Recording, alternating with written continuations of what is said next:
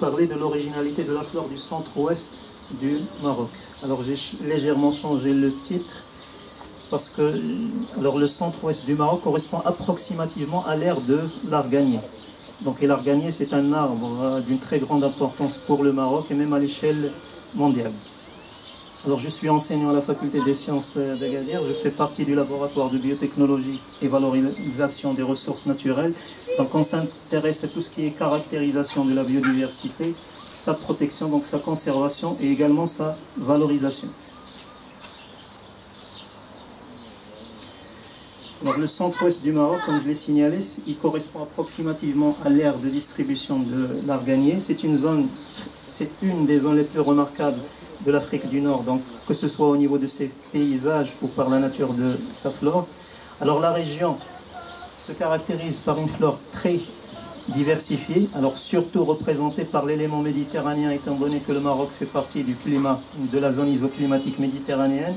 Mais nous avons également un certain nombre d'espèces macaronésiennes, donc en relation par exemple avec les îles Canaries, certaines espèces d'origine tropicale. Nous avons également pas mal d'espèces sahariennes, donc ce qui fait que cette région en réalité c'est un véritable carrefour botanique. Alors au niveau chiffres, si on s'intéresse à l'arganerie, le nombre d'espèces et sous-espèces est estimé à peu près à 1240 taxons, dont 140 sont endémiques, c'est-à-dire spéciales au Maroc. Alors parmi ces 140 espèces endémiques qu'on trouve dans la région, 90 espèces, on peut les retrouver ailleurs au pays, et 50 sont spécifiques à l'arganerie, c'est-à-dire que ces 50 espèces ne se développent à l'état naturel qu'au niveau de l'espace de l'arganerie. Alors avant de continuer sur la flore, juste deux petites précisions. C'est que le Maroc fait partie d'un point chaud de biodiversité, donc un hotspot méditerranéen.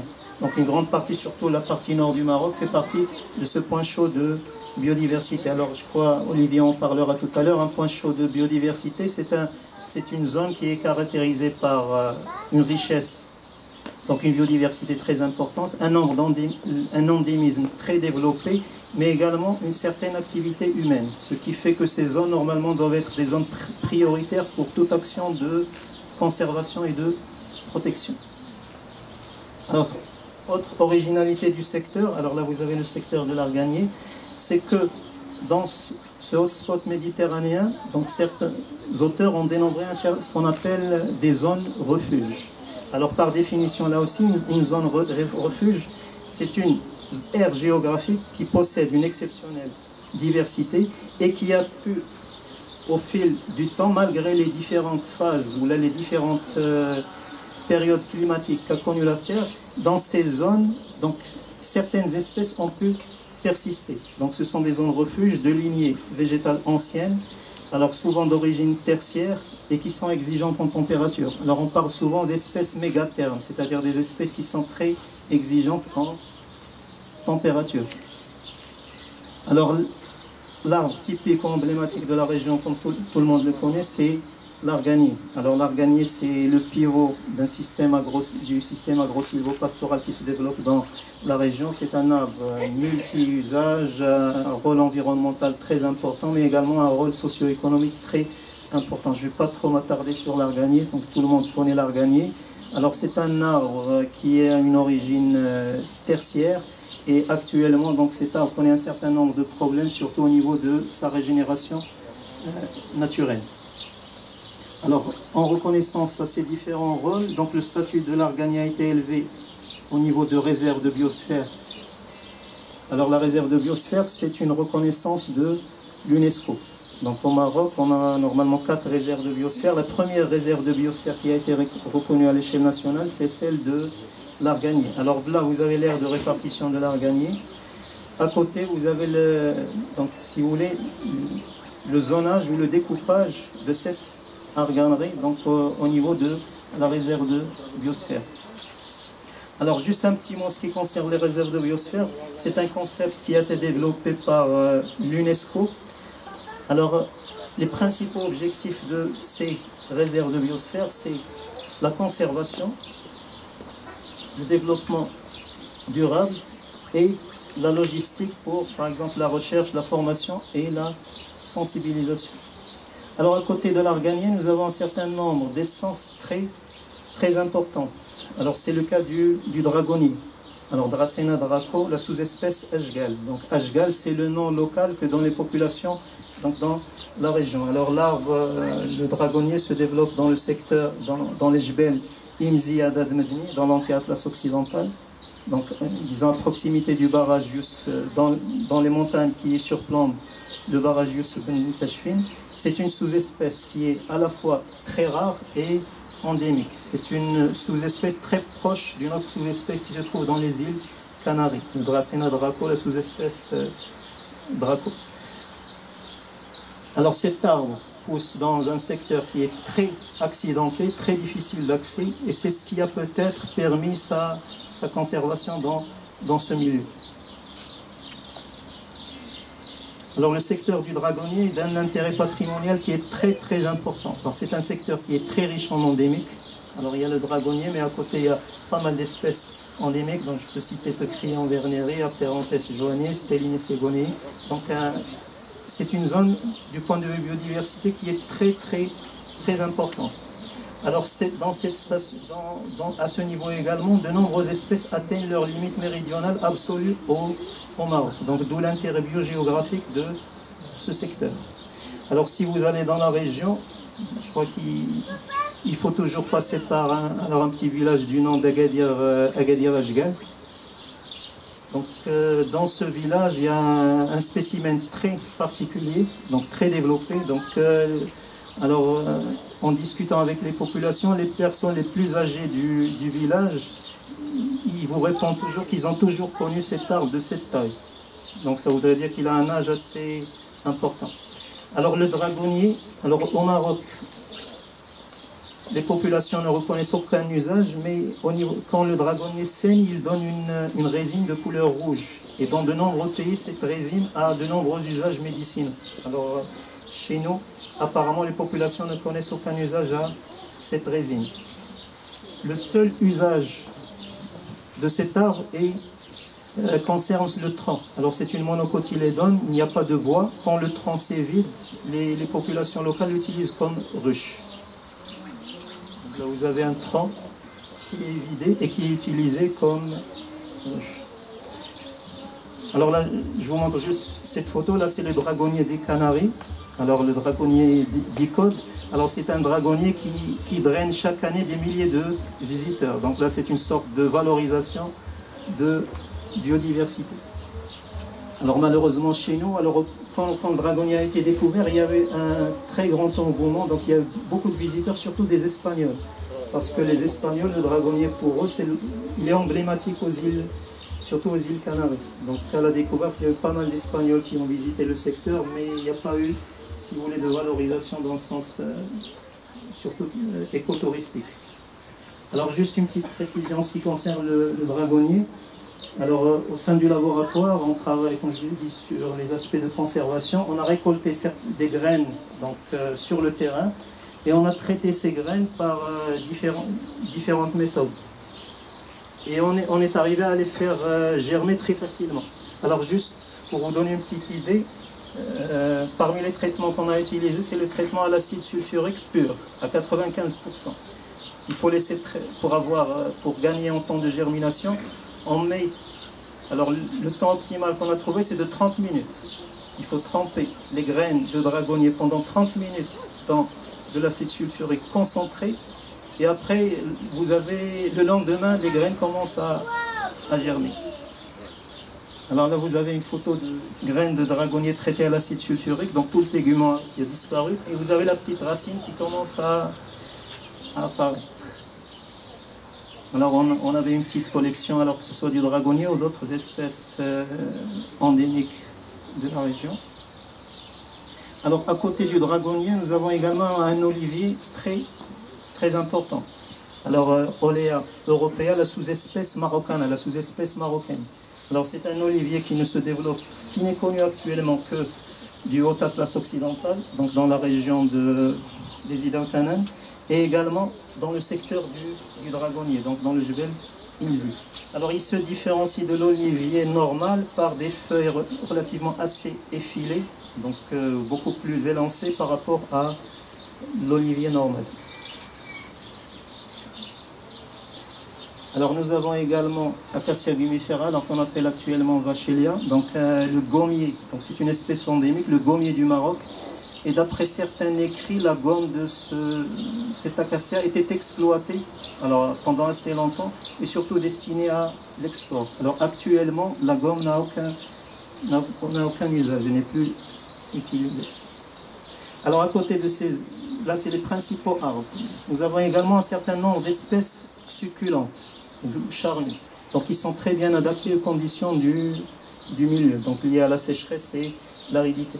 Alors deux espèces remarquables de forme, donc Euphorbia officinarum, la sous-espèce Bomeriana, et la sous-espèce Echinus, qui a la forme d'un oursin, donc d'où le nom de Echinus. Alors là, vous avez également les noms vernaculaires locaux, et là, ce sont deux excellentes plantes mellifères. Tout à l'heure, M. Luc a parlé du miel de forme, donc ce sont d'excellentes plantes mellifères. Surtout que la floraison de ces plantes intervient en été. C'est-à-dire pendant une époque où les abeilles n'ont rien à butiner. Alors, autre euphorbe présente dans la région, mais en quantité très faible, juste dans certains secteurs. Alors, cette plante est surtout caractéristique de la région de Beni Mellel. Donc, c'est là où elle est très répandue. C'est une endémique du Maroc qu'on a également dans le secteur de Tafelaout. Elle peut parfois former des touffes qui dépassent les 2-3 mètres de largeur.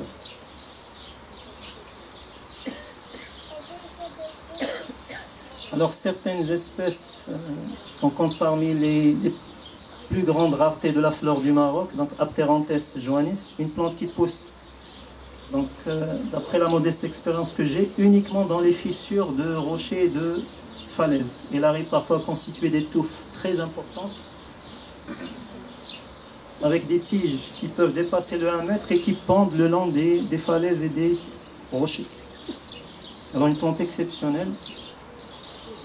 Autre plante exceptionnelle, j'ai amené un exemplaire, c'est le Kalanchoe. Alors là, c'est une sous-espèce endémique. Le Kalanchoe laciniata, la sous-espèce faustille. Alors la photo là a été prise dans la région d'Ifni, dans le massif d'Ifni. Alors le massif d'Ifni, c'est également un massif qui est très connu par son endémisme et par la qualité de ses paysages et surtout par le taux d'endémisme. Alors là, avant je vous ai parlé d'espèces endémiques, là c'est le genre en lui-même qui est endémique. Donc Hesperula burnum platycarpum, une plante qui pousse essentiellement dans l'anti-atlas, dans certains versants très bien exposés, alors que de nombreux auteurs considèrent comme le porte-drapeau de la flore régionale. Donc c'est une plante qui pousse, c'est une campagne de l'arganie, une très belle plante, donc genre endémique, porte-drapeau dans la région. Autre genre endémique qu'on considère comme un porte-drapeau, qu'on peut considérer comme un porte-drapeau dans la région, Traganopsis glomerata, qui pousse à la limite des zones sahariennes. Donc là vous reconnaissez le forbe. Alors sur cette carte, je représente quelques, je ne sais pas si vous arrivez à voir, le nom de quelques espèces très remarquables, surtout des espèces de souches tropicales. Alors vous avez Commelina rupicola, Kalanchoe, Anteropogon, ainsi de suite. Donc ce qui veut dire que dans ce secteur, nous avons également un très grand nombre d'espèces d'origine tropicale qui figurent parmi les plus grandes raretés de la flore du Maroc. Alors je ne sais pas si j'ai encore un peu de temps, je vais terminer par quelques espèces également remarquables qu'on trouve essentiellement dans les rochers. Alors ce qui veut dire également que ces rochers, ces falaises constituent disons, un niveau de biodiversité qui est très élevé et qui ont contribué au maintien et à la conservation de ces espèces. Alors une Lamiacée, Saturea monanta. Alors une très belle Lamiacée également, Teucrium tananicum. Alors là dans le nom vous avez, je sais pas, alors surtout les gens d'Agadir vont reconnaître le terme tananicum. Tananicum, ça vient des Idautanan. Donc ça veut dire que c'est le Teucrium des Idautanan. Ce Teucrium n'est localisé que dans la région des Idautanan et dans des stations très très réduite. C'est-à-dire que la population doit dépasser rarement, pas rarement, il ne doit pas dépasser la centaine d'individus. Donc c'est une espèce qui est très rare. Alors, autre teucrion qu'on trouve surtout dans le secteur du dragonnier, là aussi c'est une espèce qui est très rare, Teucrion werneri. Donc l'amias est très proche de la précédente. Alors Erandium jarandiesianum, donc une autre, là c'est une Géraniacée, donc endémique, très rare. Alors dans la région également, nous avons quelques orchidées. Là ça peut paraître... je n'arrive pas à trouver le terme, ouais, paradoxal, mais on a... Alors cette espèce a été photographiée, pour les gens qui connaissent, entre Idaognedif et Tanat, dans le Jebel Kest, peut-être pour les gens qui connaissent un peu la région. Donc Orchis mascula. Donc là vous avez les détails des fleurs. Alors malheureusement, malgré cette richesse et l'originalité de cette flore, l'activité humaine et donc peut-être dans une moindre mesure le changement climatique font que cette végétation est trouvée dans un état de dégradation qui est très très avancé. Là vous avez des photos. Alors là ce sont ce qui reste d'arganier. Là ce sont des arganiers qui ne dépassent pas les 50 cm de haut. Alors soit à cause des coupes, soit à cause du surpâturage. Donc vous avez toujours... je pense que quand vous venez dans la région, on attend toujours à vous montrer cette photo des chèvres au-dessus de l'arganier, avec au cours de ces dernières décennies l'apparition du problème d'ensablement dans la région de Biograd, d'Aitmilk, phénomène qui n'existait pas, je sais pas, il y a une quarantaine ou cinquantaine d'années, phénomène qui n'existait pas et qui actuellement devient un problème très important dans la région. Alors, juste une petite parenthèse pour dire qu'au cours du XXe siècle, certains travaux ont mis en évidence que la moitié de l'arganerie a disparu dans les plaines et qu'en termes de densité, il y a une perte en moyenne de 70 arbres à l'hectare. Donc on est passé d'une densité de 100 arbres à l'hectare en moyenne vers actuellement une densité qui ne dépasse pas les 30 arbres à l'hectare. Alors cette photo vous donne également une idée, un petit peu une idée sur l'exploitation. Alors il y a la région également est très riche en plantes aromatiques et médicinales. Là c'est l'exemple du thym. Alors tous les sacs que vous apercevez ici, ce sont des sacs qui sont remplis de feuilles de thym. Et là vous avez devant tous les déchets, tous les rameaux, les tiges. Donc ça vous donne une idée un peu sur ce qui est prélevé au milieu, étant donné que c'est un milieu qui est très sec et qui est soumis à une intense activité humaine. Alors là, juste pour ne pas rester sur, disons, cette photo un peu pessimiste, un peu d'optimisme, c'est que malgré donc, la sécheresse que connaît la région, malgré les changements climatiques, là, c'est un secteur peut-être que vous connaissez. Alors si vous prenez la route en allant vers Amstrad, il y a le dépôt de la SMI, la Société Marocaine des Explosifs. Alors c'est une zone qui est protégée. Alors en coopération avec les eaux et forêts, on avait amené une petite étude dans ce secteur pour voir un peu la dynamique de la végétation. Et disons donc, malgré la sécheresse que connaît la région, dans ce secteur, il y a un dynamisme qui est très important.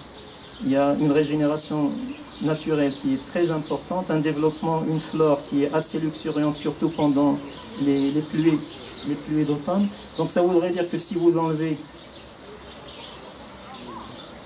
l'homme, la nature reprend, on peut reprendre très vite.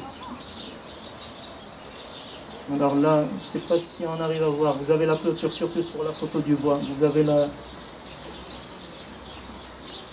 la ligne de clôture qui apparaît ici, donc on arrive à voir une certaine différence entre l'intérieur et l'extérieur, ne serait-ce qu'au niveau de la forme des arbres.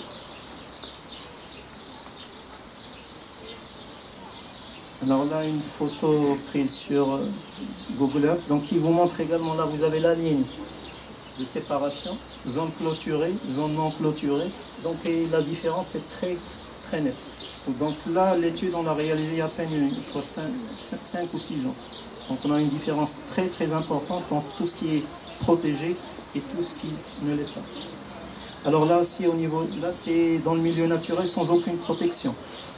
Là aussi, on est arrivé à avoir un certain dynamisme dans les zones où l'activité humaine a sensiblement baissé. Parce que dans certains secteurs, surtout au niveau du pâturage, avec la succession d'années de sécheresse, disons les populations locales ont abandonné leur activité de pâturage, ce qui fait qu'au bout d'un certain temps, la végétation arrive quand même à reprendre. Là, ce sont d'anciennes terrasses dans l'anti-Atlas occidental sur lesquelles pas mal de plantes ont repris.